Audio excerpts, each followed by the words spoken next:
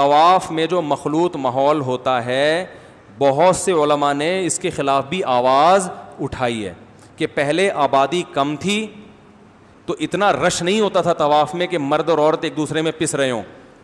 تو شاہ فہد کے دور میں علماء نے اس پر آواز اٹھائی تھی, اور خود سعودی علماء نے اٹھائی تھی کہ خواتین کا مطاف الگ ہونا چاہیے, مردوں کا الگ.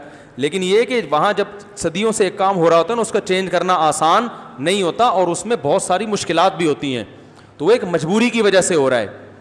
اگر اس سے آپ استدلال کرتے ہیں کہ طواف میں مرد اور عورت اکٹھے ہوتے ہیں اس لیے اختلاط جائز ہے, تو سوال پیدا ہوتا ہے نماز میں کیوں نہیں ہوتے؟ نماز میں نبی نے مردوں کو عورتوں کے ساتھ کھڑے ہونے کی اجازت دی ہے؟ نہیں دی ہے نا. نماز میں مردوں کی صف آگے اور عورتوں کی صف سے پیچھے. تو جب نماز میں مخلوط ماحول کی اجازت نہیں دی تو شادی بیاہ میں کہاں سے اجازت ہوگی؟ تو وہ طواف میں ایک مجبوری سے ہے کہ وہ ممکن نہیں ہے, اتنا کراؤڈ ہے, وہ کیسے روکیں گے؟